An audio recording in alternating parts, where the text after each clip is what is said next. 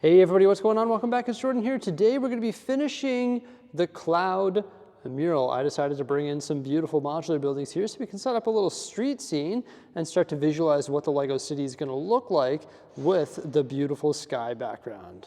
And as you all know, I decided to film a time lapse of the mural being painted, so why don't we start by taking a look at that. I brought in the big scissor lift so we can reach the ceiling. It's approximately 17 feet up off the ground.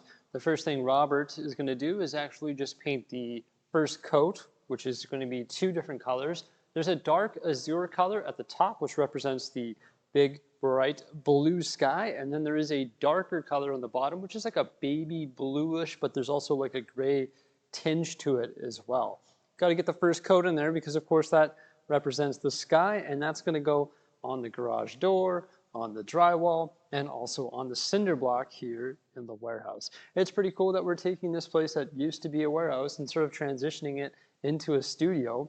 My end goal is to try and mask the fact that it's a warehouse, and this mural here truly does transform this whole area. The next thing Robert does is start painting some clouds. So you can see them roughed in there, and he's doing that with the white color, and he also mixed some of the blues with the whites to give them the proper shading, because of course real clouds aren't all white. We're trying to make this as realistic as possible.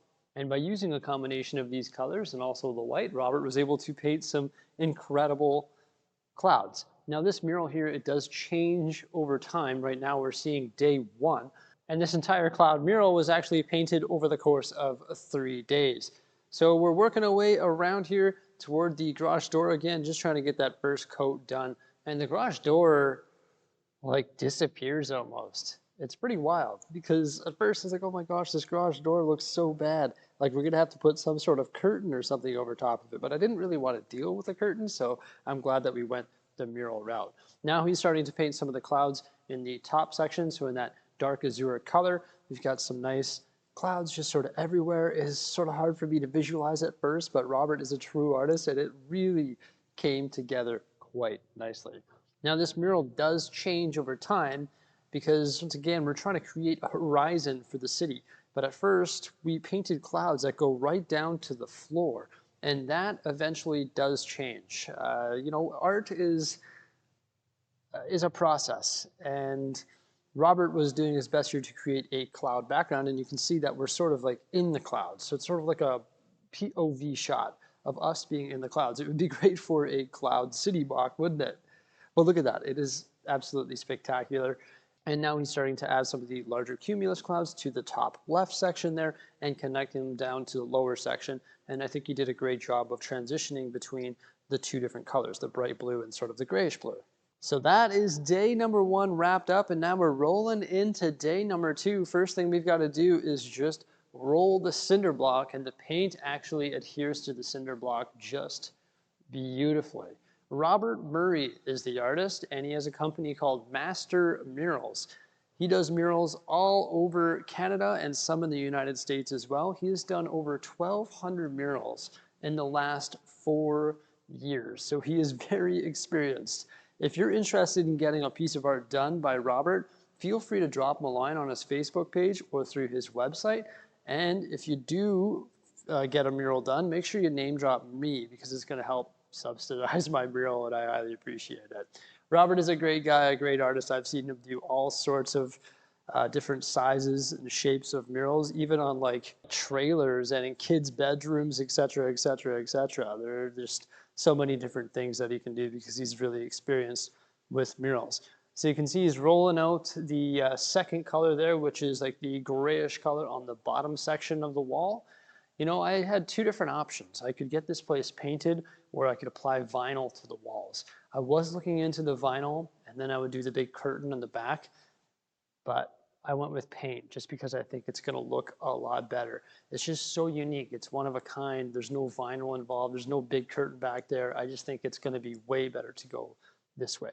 Now he's starting to paint in some of the clouds on the upper section, going back and forth on that scissor lift there. And the sky is starting to come alive. I love it. So once again, this is the second day, and he went through, I think, 40 paintbrushes total and a whole bunch of paint, of course. Going to switch the camera angle, bring us up top here. So now we're on the mezzanine space, and this is where my office is going to be, looking down into the warehouse bay. And look at that. Doesn't it look spectacular?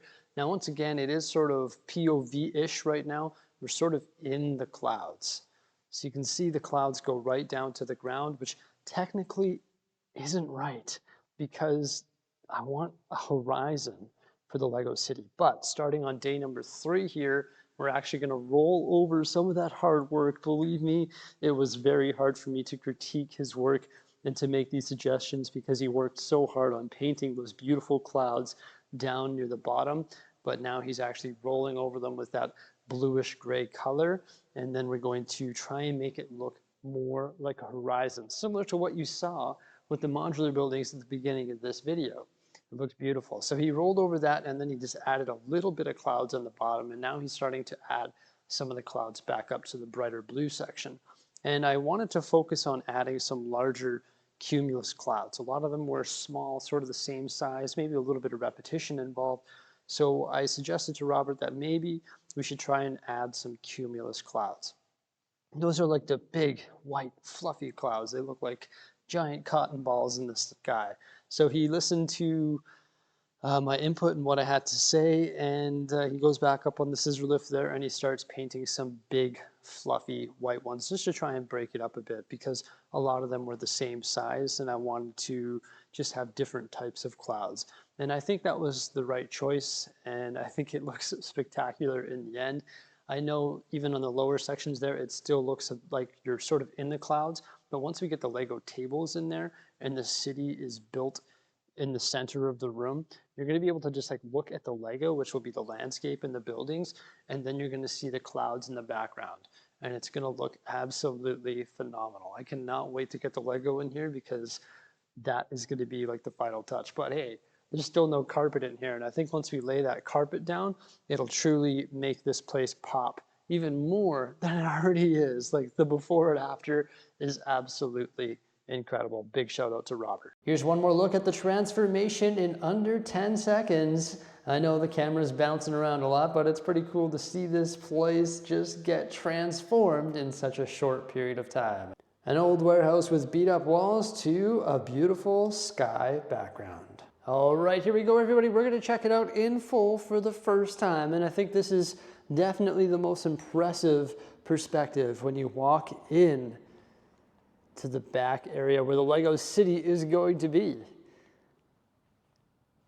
It is breathtaking in my opinion. I know it does look a lot different here today in this video than it did in previous videos, because once again, I did get those bottom clouds removed because I didn't think that that made a whole lot of sense. So unfortunately, there's no clouds coming to the bottom, but I think that adds to the horizon. And I love the large cumulus clouds that were added to the mural. I didn't want to go too big just because we're dealing with Lego City and you don't want to throw it way off a scale, even though these clouds are already too big, but they look very, very realistic. For example, this large cloud was added, so was that one up there, and also so were the ones on the top left there, and then there was the ones on the garage door, the ones to the left of the garage door. I love how that one connects onto the garage door as well.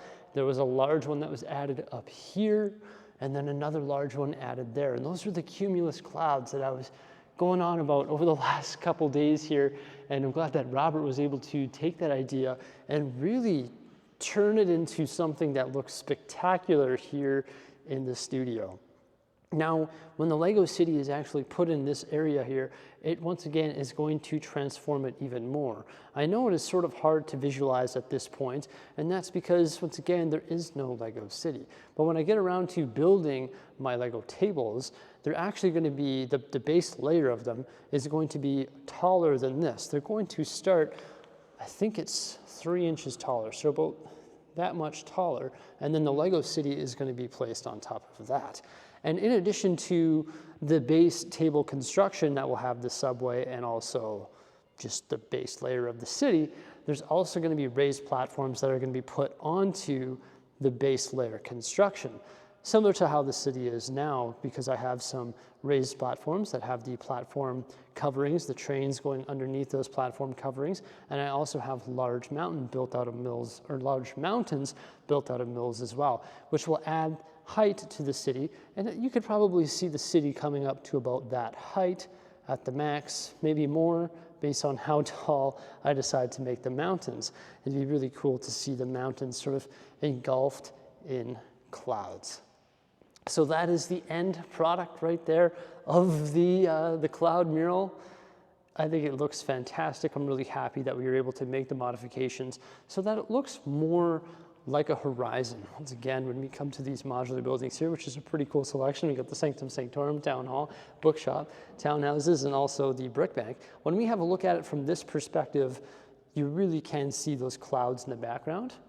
And I think these are actually very, very realistic, because the further you look into the distance, the more dense the clouds become. And then as you look up into the sky, you see some of the larger cumulus clouds. And of course, in real life, we would look up here and you would see even more clouds, but we can't really paint the ceiling in this area here. But when we have this table and we wheel it around into different perspectives as to what the city will look like, or will it be positioned, we can sort of see how those clouds look in the background. And it just adds to the whole vibe of this place. It is, like I've mentioned time and time again, I believe it is incredible, and I'm really happy with the outcome of this mural done by Robert Murray. It is fantastic. I cannot wait to build the city in here now. It's at that point, we just got to lay the carpet and do some final touches in here, such as paint and more, and then we can move into Lego City construction. So there we go. That is the cloud background or sky background for the city all wrapped up. And if I ever feel the need to modify any of these clouds, I believe Robert would probably be open to that, as we do have spare paint in all three colors, both blue colors and the black cans down there, and then also the white cans. So if I ever wanted to modify a specific cloud or add a cloud or remove a cloud, I could definitely do that as well with that additional paint. And I'm glad I was able to bring these modular buildings so that we could actually check out the cloud background or sky background with a little tiny Lego city. Thank you so much for coming on by. Please remember to like, subscribe, and stay tuned for some more great stuff coming out in the near future. Farewell.